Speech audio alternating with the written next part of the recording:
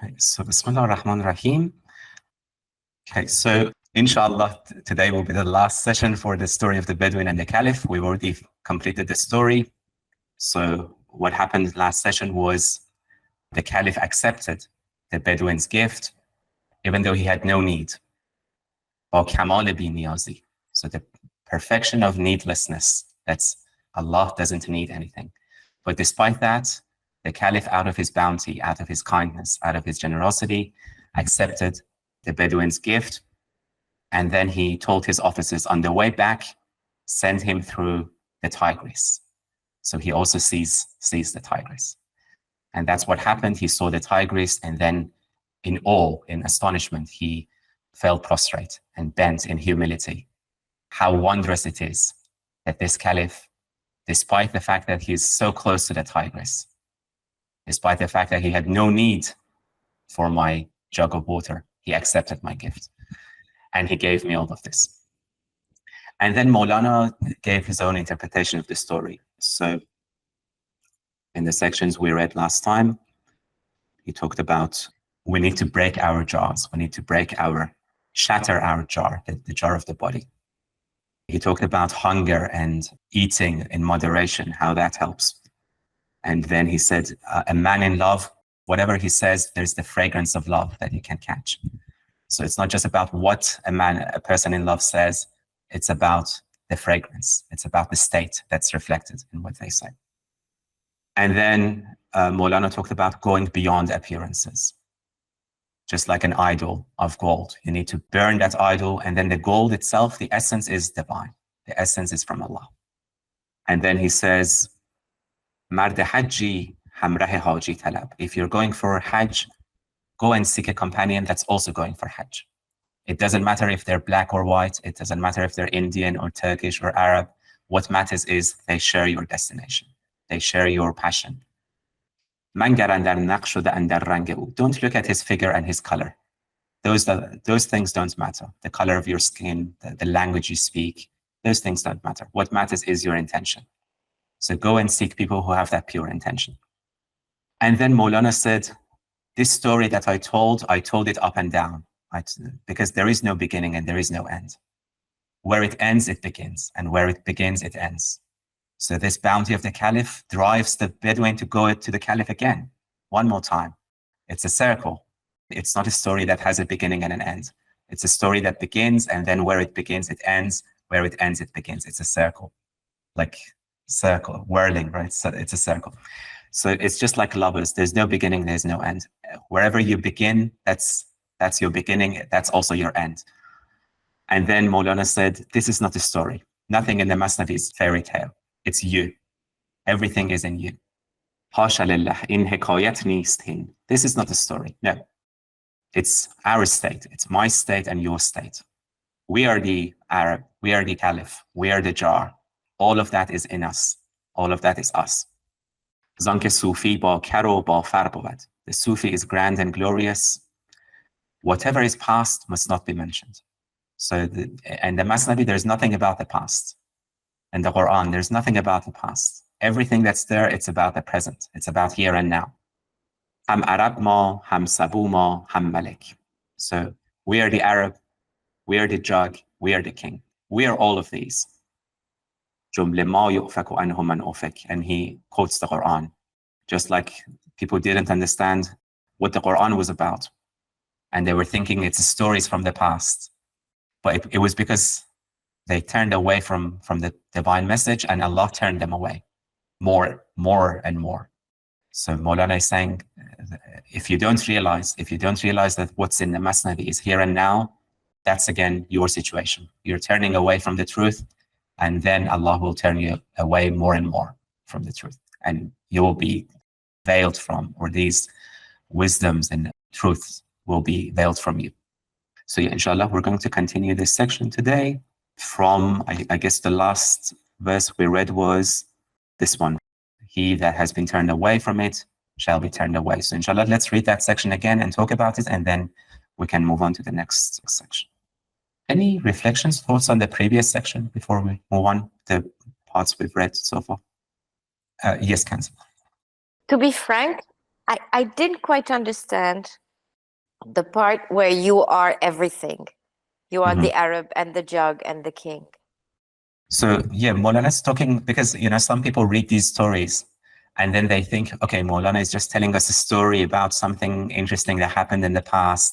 There was 100 years ago, 500 years ago, there was this Bedouin.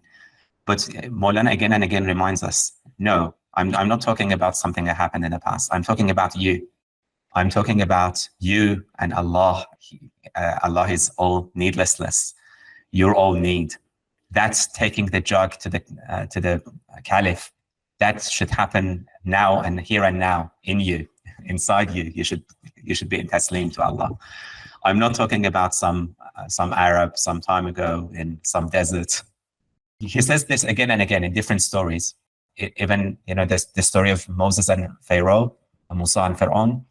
Maulana says, ذکر موسی بند خاطرها شده است. When I say Moses, this becomes an obstacle to people's understanding. که این حکایت هاست که پیشین بوده است. Because people think I'm talking about stories that happened in the past. There was a Moses that lived centuries ago. And then he says, موسی و فرعون اندر جان توست. No, Moses and Pharaoh are inside you. باید این دو خصم را در خویش جست. You should seek both enemies in yourself. That's, again, I guess what he's saying here. We're all of these. Means look for these, look for the Bedouin, look for the Arab, look for the jug, look for the Caliph inside you. This story should take place inside you. Does that make sense? Yeah, it does. Actually, I was thinking that it would be the same as this, we're all a little bit of Moses and a little bit of Pharaoh. But what I didn't understand is, actually, I didn't understand the part about the jug. You see what I mean? Like you have a bit of the Arab and a bit of the king, but I didn't understand why would you have the part of the jug. So Maulana said the jug is your body and your soul, your heart. So you should present it to the Caliph. Again, it's in you. It's you. You should offer yourself. You should surrender yourself. Okay. Yeah. All right. Yeah, and it's a bit like, al-Qur'an, kulli zaman wa kulli makan, no? The Qur'an for every time and every place. Okay. Absolutely. They say there's nothing more timely than the timeless. So if something's timeless, it's always timely. Yes, Ahmed. I'm sorry, to me, I was thinking the jug was like our good deeds, like our prayers and fasting and all the things we could offer to Allah. I was kind of thinking maybe it could be interpreted as that. Yeah, absolutely, it could be. It's what you bring to Allah in a sense. Again, it's, it could be in the form of thoughts, it could be in the form of actions, but it's limited. It's in a jar. It's limited. And whatever you bring, compared to that infinite ocean, it's nothing. But again, it's that intention. It's that sincerity. It was the sincerity of this Bedouin that saved him. So yeah, I guess we could continue. Brother Abdurrahman, if you don't mind. Let's read that again and then talk about it. Which line? So maybe let's start from know that the husband is reason. Know that the husband is reason and the wife is greed and cupidity. These two are dark and deny as reason is the candle. Now hear the origin of their denial from where it arose, from the fact that the whole has various parts. The parts of the whole are not parts in relation to the whole, not like the scent of the rose, which is a part of the rose. The beauty of green herbs is a part of the rose's beauty. The coo of the turtle dove is a part of that nightingale. If I become occupied with the difficulty and the answer, how shall I be able to give water to the thirsty? If you are wholly perplexed and in straits, have patience. Patience is the key to joy. Abstain from thoughts, abstain. Thought is the lion and the wild ass, and hearts are the thickets. Acts of abstinence are superior to medicines, because scratching is an increase of the itch. Assuredly, abstinence is the first principle of medicine. Abstain and behold the strength of the spirit. Receive these words like the ear, that I may make for you an earring of gold. You will become a ring in the ear of the moon that works in gold. You will ascend to the moon and the Pleiades. First, hear that the diverse created beings are spiritually different, from Ya to Alif. Amongst the various letters there is a confusion and uncertainty, though from one point of view they are one from head to foot. From one aspect they are opposites, and from one aspect they are unified.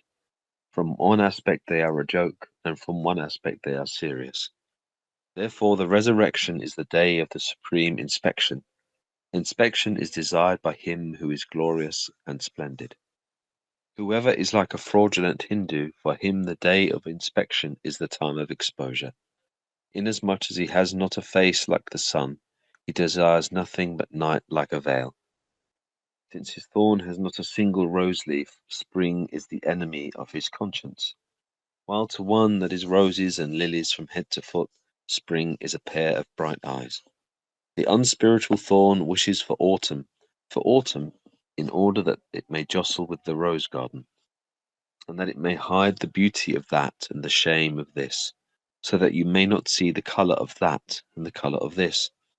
Therefore autumn is its spring and life. The stone and the pure ruby appear one. The gardener knows that even in autumn, but the one sight is better than the world's sight. Truly, that one person is the world. He is unaware of evil. The stars, every one, are all part of the moon. Therefore, every fair form and shape is crying, good news, lo, here comes the spring. So long as the blossom is shining like a coat of mail, how should the fruits display their knobs? When the blossom is shed, the fruit comes to a head. When the body is shattered, the spirit lifts up its head.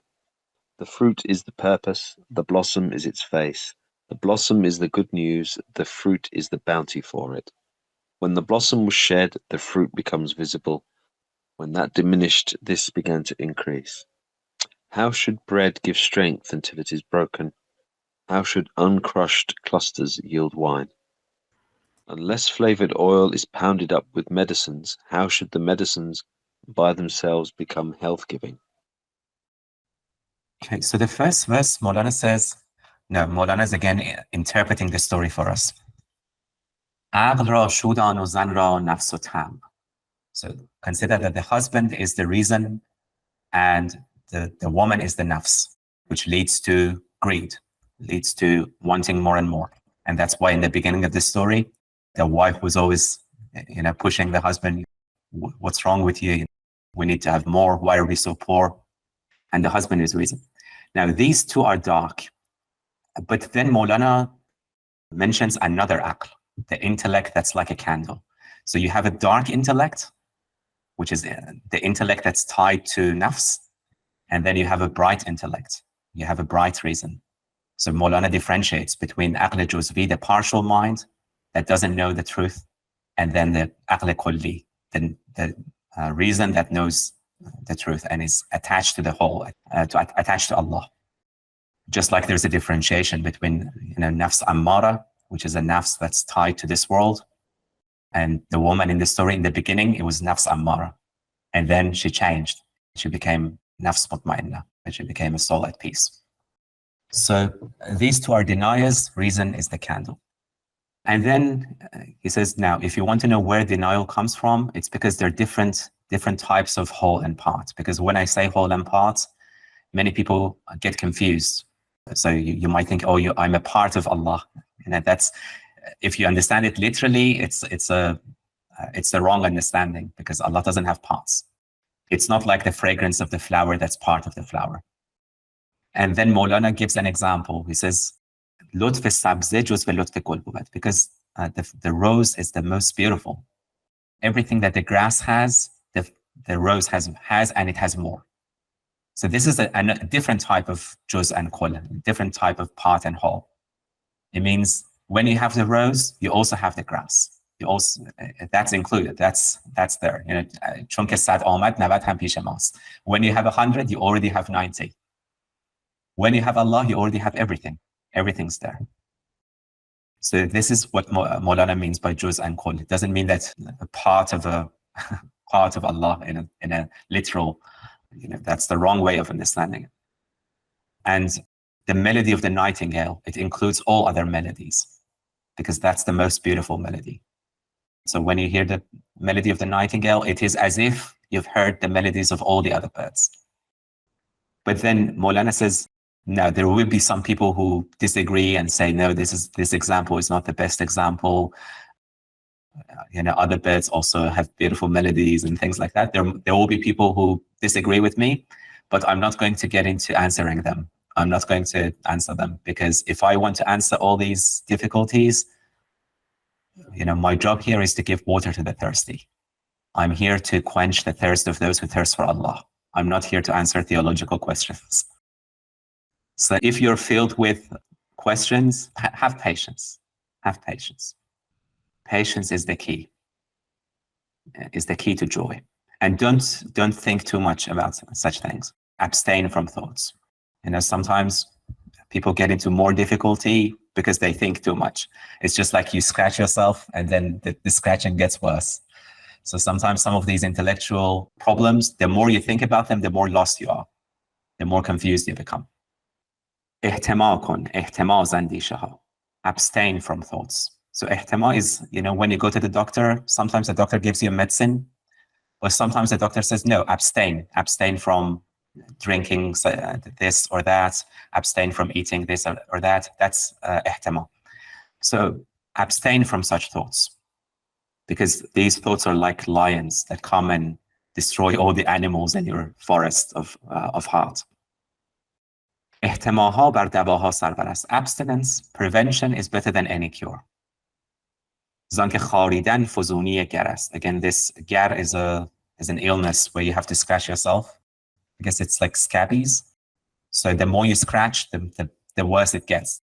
Maulana says, احتما اصل دوا آمد یقین. The root of the foundation of medicine is abstinence from what is harmful. And ultimately, when it comes to the medicine of the soul, when it comes to the medicine of the heart, the foundation of that is abstaining from anything other than Allah. Abstaining from thoughts that are not helpful, do not get you closer to Allah. Abstain from them, leave them alone. احتما کن قوت جان را ببین. If you want to see the strength of John in you, abstain from thinking about such things. Yes, Brother Abraham. The line, abstain from thoughts. Thought is the lion and the wild ass, and hearts are thickets. I think that's it's objectively true, because if you try to, when you first start to do zikr or something like that, thoughts just come from everywhere, and they it's a practice, because we've unconsciously practiced thinking all of the time, just anything that comes to mind. It takes effort to actually stop that flow. And once you're able to get a little bit of space, you can realize that, I'm not the thoughts. I'm really not. These thoughts are coming from all over the place. That's yeah. It's a helpful realization. Yeah, indeed. Yes, Ali. Yeah, I reminded of this Hindu practice of fasting, but where essentially they're abstaining from speaking, right? I think it's for like a few days where they don't have to talk. Yeah, I think it's a great exercise in self-control, right? And observation. I remember once this Sayyid Hussein Nasser said in a video that most of the times when people start a discussion and disagreeing, they don't even know what they're disagreeing about, because they're not able to listen. They're not listening. Yeah. Yeah, a lot of the time they're just thinking, how can I reply? It's exactly. Yes. And I think in those kinds of discussions, when the other side is not listening, it's just better to be silent and not to say anything. The words are wasted if they're not listened to. Absolutely. Yeah. Yes, Brother Abdul. I think in some ways that's because we're not even really hearing what the other person is saying. We are effectively listening if you will, to our own selves and our own obsessions and compulsions, and arguing with ourselves in the, we're projecting that onto others. Yeah, absolutely. And yeah, listening is the opposite of that. So again, Maulana says, when you abstain, when you're silent, then you can listen. Then receive these words like the ear, become an ear. Just like the Masnavi began with Bishnu, listen. That's difficult. You need to be silent first, so you can listen to the nai, to the flute. So that's what Maulana is saying here. Be silent inwardly. So you might be silent outwardly, you're not speaking, but inside you're talking with yourself. No, be completely silent, inside and outside. And then receive these words like the ear. And then I will make you an earring of gold. Then you will become like the moon. You will rise when you hear these words with the ear of your soul. Yes, whatever. So the line that I may receive these words like the ear, that I may make for you an earring of gold. I seem to recall reading that earrings have a certain significance, probably, I suppose, culturally, indicating slavery of some sort. Is that right? It is true, yes. Yeah, exactly. So is Mevlana saying, listen, and then you become a servant, a true possibly servant of a true servant of Allah. حلقه در گوش. So in Persian we say غلام حلقه در گوش, or غلام حلقه در گوش is like a slave that has a ring in the ears. So yes, it means to be a true servant of Allah. And there's stories that in India, some of the kings, the Mughal kings, they wanted to have earrings. And the scholars would say, no, that's not permissible. And then they would say, no, we're the غلام حلقه به گوش یزدانی, we're the servants of Allah. And some of them have, if you look at the Mughal paintings, some of the kings have gold earrings and things like that. But yeah, Maulana says you will become a ring in the ear. You will become a حلقه در گوش, a servant of that ماه زرگر, the moon. So could be Allah Ta'ala. And then when you rise to that level, through servanthood, you will ascend. You will ascend to the skies. تا به ماه و تا ثریا برشوی. Now Maulana says, اولا بشنو که خلق مختلف جانند از یا تا الف. Hear that different people, different created beings, they're as different letters of the alphabet. And there are theories about that. So all the letters of the alphabet, they're different, but they're all alif. They're all alif in different forms. اعیان همه چون حروف اگر مختلفند. Created beings, they're like letters that are different. لیکن همه در ذات الف مؤتلفند. But they're all one in the essence of alif. So alif unites all the letters of the alphabet together. In forms, they're different. If you look at the outward forms, they're different. But the essence of all creation is one. It's Allah. It's alif. So everything is as different as ya and alif and mim and noon. They're all different letters.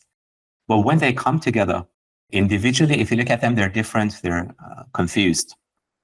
But when they come together, they form meaningful words. They form words. They form sometimes hazi, sometimes a joke, sometimes names of Allah.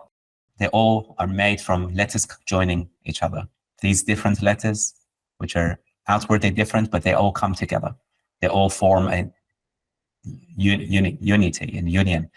That's when the miracle happens and they create something meaningful together. So on the one hand, they're opposites, but on the other hand, when they come together, they create something meaningful. But you will see the reality of things. You will see that on the day of resurrection. پس قیامت روز عرض اکبر است. عرض او خواهد که با زیب و فر است. The day of resurrection is when everything is displayed. The beauty of virtuous souls is displayed. The ugliness of those who deny, that's also displayed on the day of resurrection. In this world, it's all hidden. In this world, you don't know who is who. It's darkness. It's autumn, as Maulana explains. But when spring comes, when the day comes, then you know what the gem is and what the thorn is. You know what the rose is and what the worm is. Everything is displayed clearly. Yes, Sahaj. Yeah, I was actually thinking that the letter alif in Farsi does look like number one, when you look at it. Also, today I was just looking at the Qur'an and showing my daughter the words. And it was really interesting because there's always an alif in the Qur'an, and it's got a circle on top of it, and it's a silent alif. And then my daughter was kind of asking, she would say, so why is there an alif that you don't read it? And I didn't actually know. And I just thought about it now that you would do alif, so it was quite interesting. Yes, yeah, indeed. I don't know either. Maybe Kanza knows. Like, for example, I think like amanu, alladhina amanu. So there is the waf, but then the alif is silent. Yeah, because the root of the word has alif, so you can't take it away. No, I mean the last, like amanu, right? Amana, amanu. Sorry. And then there's an alif at the end that's silent. Yeah, that's all over the Quran. I have no idea, but it's only there. It's only there, actually. Yeah. Yeah. Sorry, I thought you meant something else. Sorry. Yeah. Yeah, that's an interesting question. We need to find grammarians to answer that. Yeah, whatever. Yes, but the grammarian drowned a few weeks ago. If you recall. True.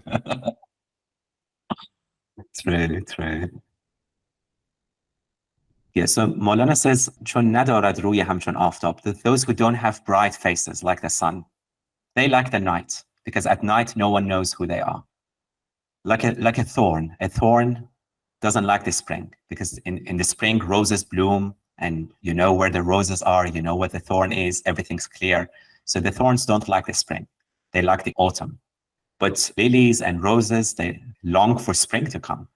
And that's why the lovers of Allah, they yearn for Qiyamah. They yearn for death, because then their true essence will be revealed. But those wretched ones, they fear death, because that's where they will be disgraced. That's when their nature will be revealed, because that's what the autumn does. It hides the beauty of that and the shame of this. And you don't see the color of this and the color of that. Everything. That's why in this world, munafiqun and mu'minun, the hypocrites and the believers are together. But in Qiyamah, no. The day of resurrection, you know who the true believers are, you know who the hypocrites are. Everything's clear. But then Maulana says, the gardener knows who the hypocrites are, who the believers are, even in this world, even now. Yes, Kenz. Sorry, it's just going back. I was just looking at some sources I have. So the alif with the sukun is a warning. It says like this, that you should not elongate the letter, no matter what happens. So, okay, so like you are not allowed to stretch that letter whatsoever. That's exactly how they put the. Okay. All right. That makes sense. So, yeah. Okay. So it acts like a wall, right? Exactly. You say you say amanu, and then you hit the wall. You can't go any further. Exactly. So it's like a warning. That's how they put it. Yeah. Okay.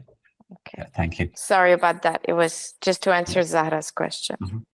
Yes, whatever.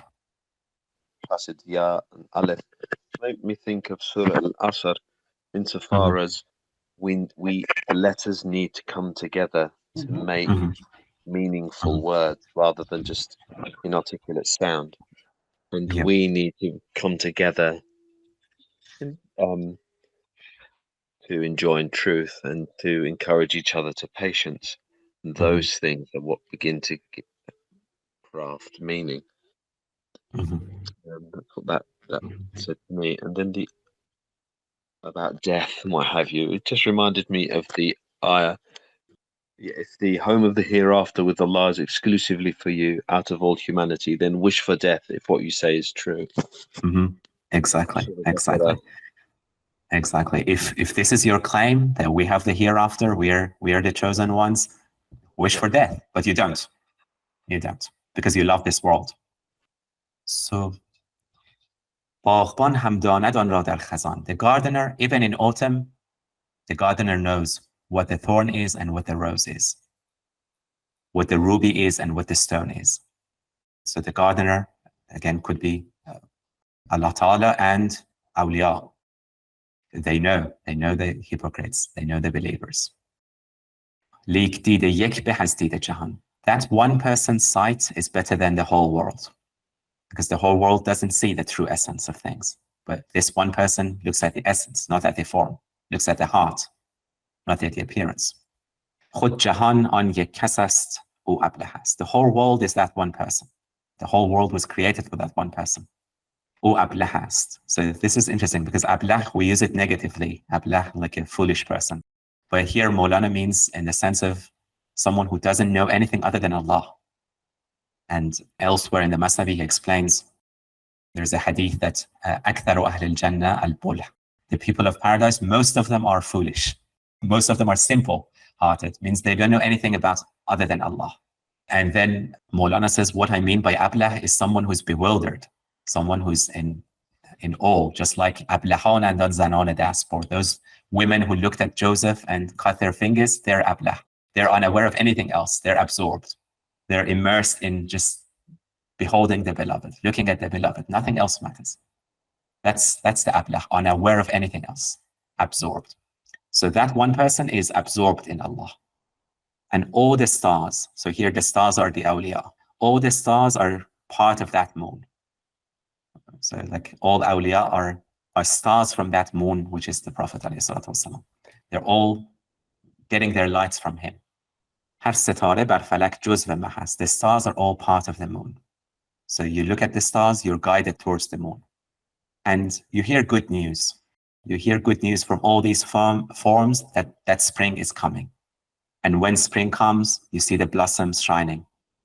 And then the blossoms fall. The blossoms fall and then the fruits appear. So the blossoms are those forms, good forms. But when they're shed, the fruits appear. When the blossoms are shed, the fruits appear. So when the bodies are shattered, the bodies fall, it's the spirit that's rising. Again, the death of the body, it's the life of the soul. It's when the soul shines. The fruit is the purpose. The fruit is the aim. And the blossom is the outward form. But then the blossom, what it does is it gives good news. It gives us good news that fruits are coming. Be patient, the fruits are coming. The blossoms are shed and the fruits become visible. When one is diminished, when the body is diminished, the soul, the spirit is rising, it's increasing, it's shining more and more brightly. So this breaking of the body, don't be afraid of that. It's just like breaking bread. When you break bread, it gives you strength. You break the bread, you eat it, it gives you strength. It's like crushing grapes. Yeah, you crush your body, but then you have the juice of the grapes, or you have wine. So halile, we had it in the beginning of the Masnavi as well. It's a medicine, but it has to be pounded. It has to be crushed and then mixed with other medicines, and then it will be beneficial. So again, if you want the health of the spirit, you need to crush. You need to pound your nafs, pound your body in a sense. You need to break yourself. Yes, Ali. I was reminded of something that Maulana mentions in Fiqh Mafi about Layli and Majnoon, where some men come to Majnoon and say to him, why are you so obsessed with Layla? There are more beautiful women than Layla. Why don't you just take one of them instead of being obsessed with Layla? And Majnoon answers that for you, you just see the outward forms. You just see the outward beauty. You just see the cup, but you do not see the wine. You're not intoxicated by the wine. I don't see the goblet. I'm intoxicated by the wine. So I see the essence of Layla and not the outward beauty. And just like, of course, like the story of Layla and Majnoon, when Majnoon sees Layla, for him, no other woman exists in the world. And for those who are absorbed in Allah, they cannot see anything else besides Allah. Indeed. Yeah, that's the nature of love. It's as in Persian we say aghyar kush. It takes all the aghyar away because you're only concerned with the yar. Only the beloved matters. Everything else is aghyar, goes away. Yes, Ahmed. Sorry, I was just thinking about it's quite interesting that Maulana chose the woman as the nafs, first of all, and then I was thinking about Layla and Majnun. That mainly the focus of the lover is Majnun. Majnun's love for Layla. You don't really hear about Layla's love for Majnun. Do you know what I mean? And as I said, it's interesting that Maulana chose the woman to be the nafs and the man to be the aql. Yeah. Yes, yeah, exactly. Yeah, in Nizami's Layla and Majnun, yeah, you see both, right? It's Majnun's love for Layla and Layla's love for Majnun. But Layla's love for Majnun is a more quiet love because she can't express that. You know, that's what's so painful for Layla because Majnun, he's in the wilderness, you know, saying all those poems, and he can express that love. But Layla, no. Yeah, Yeah, just to add to that, as you said, like Majnun can go out and recite poetry and run around and be with wild animals. And her, the way she expressed the love is precisely through abstinence. So she doesn't speak, she doesn't give herself away to her husband. You know, it's all the abstaining, all the negative, not the negative, but the non-doing. So when I read it, for me, it always reminds me of the yin yang, no, of the Tao, because it's doing and not doing, uniting in one, which is what the Tao is all about. So I always think like, you know, he's the active and she's the one who doesn't act, you know, non-action. And that's the way she shows her love and lives her love. Yeah, and I guess the reason he chose woman as the nafs is because, could be from Arabic, because nafs is feminine in Arabic. Earlier on he said, in Humayra lafz ta'nis ast jan نام تأنیسش نهندین تازیان. This Humayra is a feminine word, but John itself, the nafs itself, is feminine in Arabic. And yeah, it could be all levels of nafs. It could be, you know, nafs ammara, nafs mutma'inna, the soul at peace. And you know, you also have nafs lawwama. It's a different stages of nafs. Yeah, but he chose woman as the nafs in this story. It's actually in the next section as well, because there is this hadith that says consult with women and do the opposite of what they say. And then Maulana says, no, that's actually about nafs. It's about nafs. You should consult your nafs and then do the opposite of what your desire says, what your ego says. So it's not about women. It's about internally, it's about your nafs. I guess because the next few sections are related, we could start them next week. That will be better. Yeah. Because, yeah, the next section, Maulana is talking about the qualities of the peer, why the peer is important, significant in the journey. And then he gives the example of the wasiyah, Sayyidina Rasulullah's advice, counsel to Sayyidina Ali, that everyone else chooses an act of worship in order to draw close to Allah, but you choose the shadow of a man of God, in this case, the Prophet ﷺ himself. So that's the power of saints, power of walaya. And yeah, inshallah, we'll start that section next week.